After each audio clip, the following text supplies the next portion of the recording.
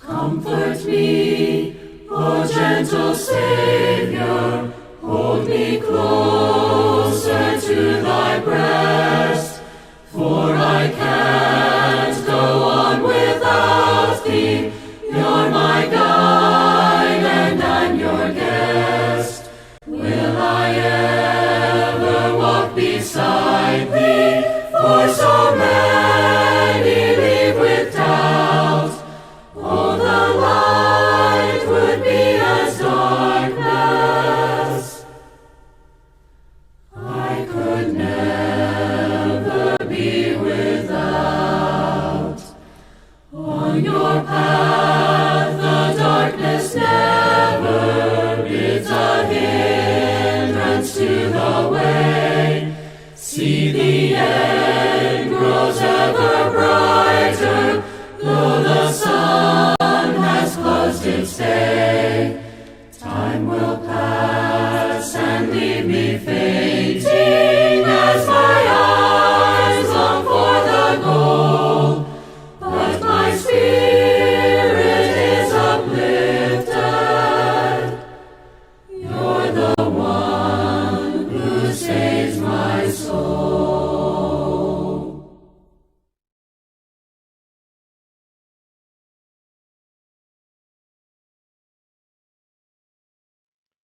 The way that salvation is oftentimes spoken of by Christians today is as if it happens at one moment in time, and that's it.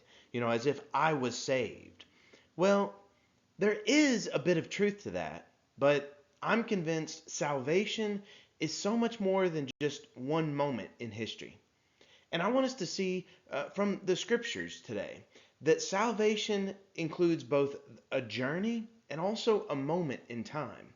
And to do that, we're going to go back to the book of Exodus, and we're going to see what the book of Exodus can teach us about our salvation today. First, I want us to pay attention that salvation is this journey.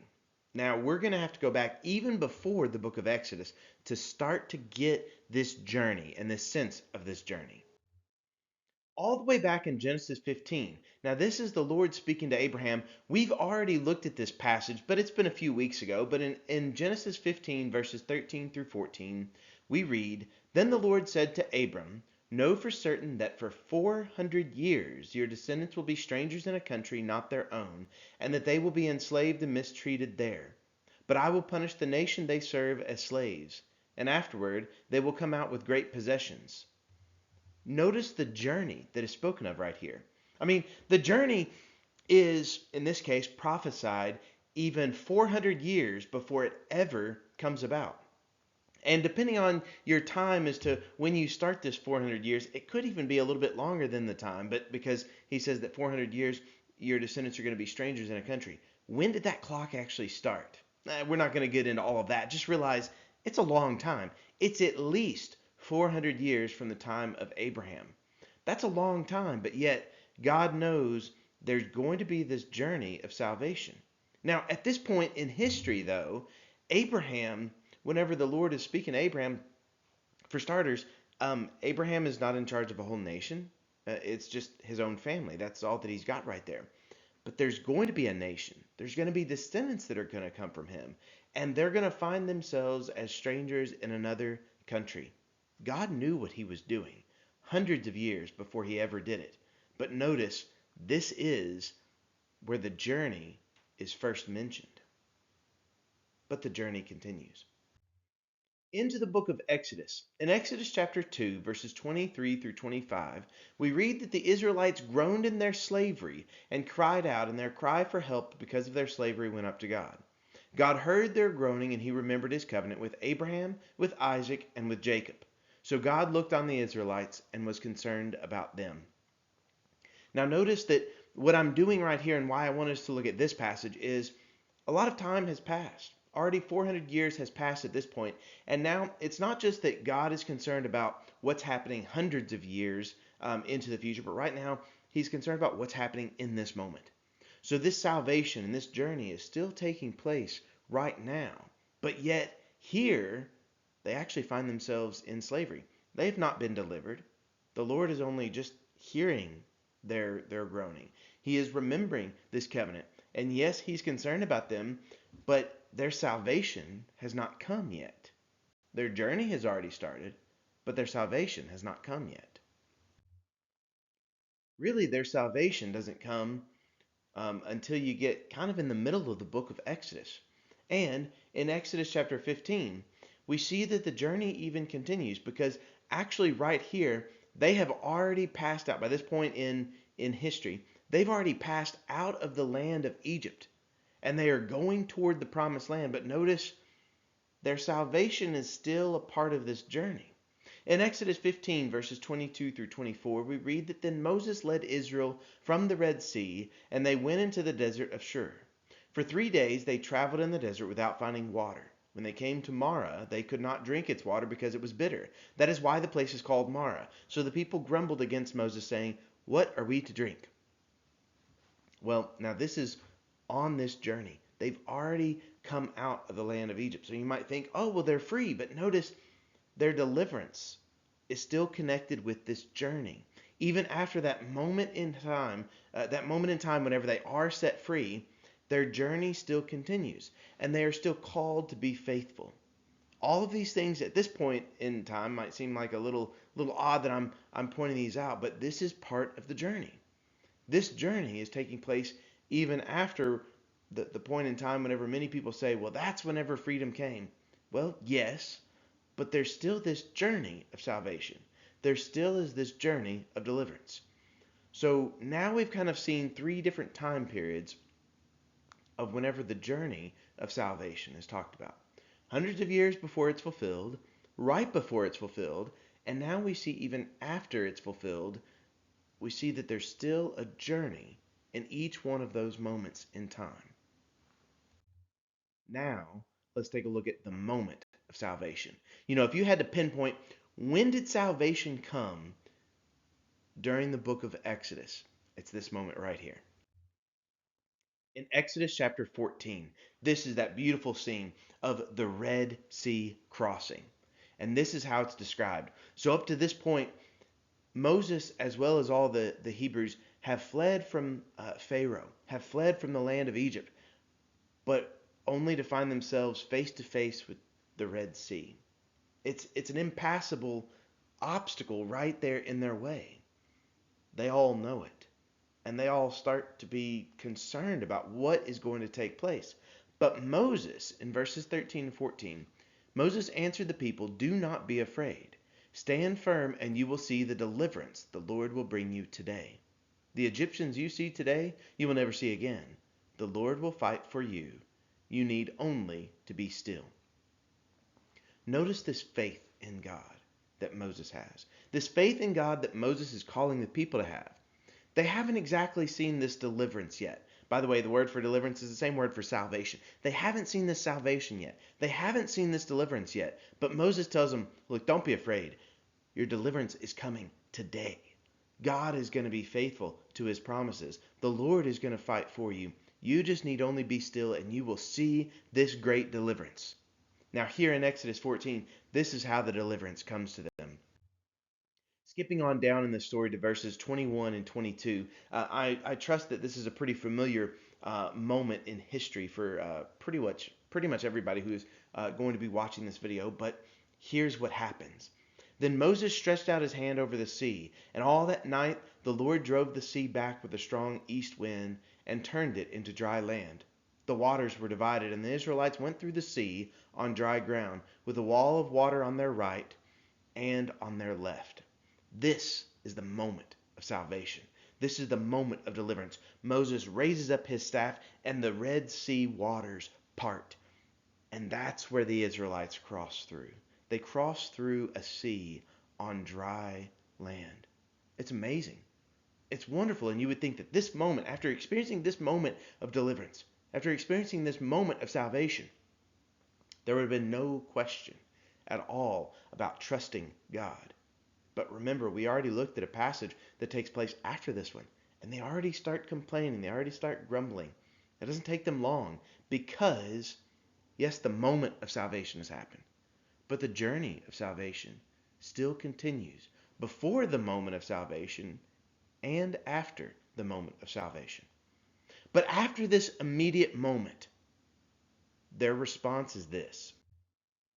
In Exodus 15, there's a beautiful song that is written. Just the first couple of lines is this from Exodus 15. Then Moses and the Israelites sang this song to the Lord. I will sing to the Lord, for he is highly exalted, both horse and the driver he has hurled into the sea. The Lord is my strength and my defense. He has become my salvation. He is my God, and I will praise him. My Father's God, and I will exalt him. And notice, it's not just Moses, it's not just the Israelites, it's not just the men, but also later on in this same passage, we see that Miriam is spoken of as saying the same thing. In verse 21, we read that Miriam sang to them, sing to the Lord, for he is highly exalted, both horse and driver he is hurled into the sea. It's pretty much the same start as this first line here from what Moses and the Israelites are singing, but Miriam also joins in.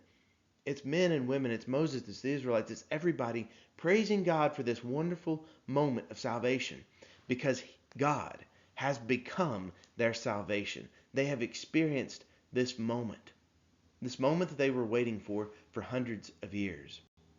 But now let's take a moment to look at this story and let's learn from it today. Let's see our own salvation. So much of the time, we might focus on that one moment of salvation, which focusing on the Red Sea crossing, it's amazing. It was a wonderful moment in history because they crossed over from the land of Egypt into that journey in the promised land. They were one step closer away from slavery, out of that land of slavery, and into the promised land. Well, in our salvation, yes, that moment in which we are saved is so important. But there is also a journey, and there is a lesson that we are called to learn from those who came before us. That's what the apostle Paul writes in 1 Corinthians chapter 10. He speaks about some of the same events that we've been looking at here from the Old Testament. And he reminds the church at Corinth and us today this in 1 Corinthians 10 starting in verse 1. For I do not want you to be ignorant of the fact, brothers and sisters, that our ancestors were all under the cloud and that they all passed through the sea. They were all baptized into Moses in the cloud and in the sea. They all ate the same spiritual food and drank the same spiritual drink, for they drank from the spiritual rock that accompanied them, and that rock was Christ. Nevertheless, God was not pleased with most of them. Their bodies were scattered in the wilderness. Now, these things occurred as examples to keep us from setting our hearts on evil things as they did. When you look at the story of what happened to Israel, yeah, there were moments that it was wonderful. That Red Sea crossing, that's a wonderful moment. But even just before that, they were grumbling, they were complaining. Even after that, they were grumbling, they were complaining. But here Paul reminds us, look, in a way, they were all baptized into Moses in that cloud, in that sea, and he's making a connection because we as Christians, we are called to be baptized as well. That's that moment, if you will. Just like that was the moment, verse 2, about being baptized into Moses in the cloud and in the sea. That's that moment of salvation. That's that moment of deliverance that the Israelites experienced. And in so many ways for us, that's that moment of our salvation as well. But there was a journey before that time, both for Moses and for us. And there's a journey that must continue after that moment as well, both for Moses and the Israelites and for us today. What Paul is doing here is he is always bringing this back to Christ. That's why at the end of verse 3, he's saying, look, the rock, the thing that sustained them during this time, it was Christ. Even though Christ was there, Christ was among them, Christ was with them. We read in verse 5 that God was not pleased with most of them. Why is that? Well, because they chose to oftentimes question God. They chose to grumble. They chose to complain. And we can learn from their examples. That's why verse 6 says that these things occurred as examples to keep us from setting our hearts on evil things as they did. And of course, this chapter goes on and it describes in greater detail than what we're going to do today all the way of learning from those examples. But we are called to learn from this example of them. That our salvation, yes, it comes down to that moment, but we've got to keep going. There is this journey of salvation. because we have our own promised land that we have been promised. No, it's not the land of Canaan. It's not that promised land. But we have another promised land. That land that is like a heavenly one. That God himself is the one who has made it. God is the architect, he's the designer, he's the builder of that city that we are set out for, that promised land for us. I want to share also some words from Peter. Yes, Paul is a very prominent figure in the early church, but so is Peter. And in 1 Peter chapter 1, he speaks about salvation, and he speaks about that journey and that moment. In 1 Peter chapter 1, beginning verse 18, he says, "For you know that it was not with perishable things such as silver or gold that you were redeemed from the empty way of life handed down to you from our ancestors, but with the precious blood of Christ, a lamb without blemish or defect. He was chosen before the creation of the world, but was revealed in these last times for your sake. Through him you believe in God, who raised him from the dead and glorified him, and so your faith and hope are in God." And in verse 23, he says, "For you have been born again, not of perishable seed, but of imperishable, through the living and enduring word of God." When you look at this passage, this is one of those times, without a doubt, Peter is speaking of the journey of salvation and the moment of salvation. I mean, he's talking about how we have been redeemed with this precious blood of Christ. He says this in verse 19, but then he tells us how long ago this plan has been made. In verse 20, he was chosen. Christ was chosen before the creation of the world, and he's been revealed now for us. But before the creation of the world, that means that before the Exodus happened, even before, that was told to Abraham about 400 years in the future, what's going to happen to his descendants. No. Before that moment, Christ had already been chosen. Before the creation of the world, Christ was chosen to redeem us so that we can believe in him, so that we can have faith in him, so that we can have salvation in him.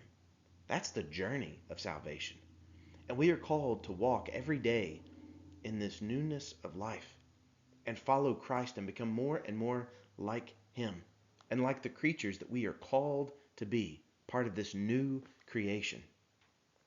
Now, yes, there's a moment of our salvation. That's why in verse 23 he uses language that we oftentimes use today as well. For you have been born again. Well, to be born again, yeah, that's an exact moment in history. There is a moment in which we are saved, but there is a journey of salvation. And I hope, wherever you might be, I hope that you're on that journey of salvation. Maybe you haven't reached the moment yet. Maybe you're past that moment of salvation. Wherever you might be, I hope and I pray that you continue on that journey, every step of the way being led by God and faithfully following him to the very end.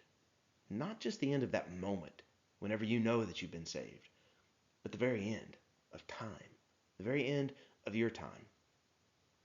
That's what it means to be on this journey of salvation, is always and faithfully following God every day of our lives.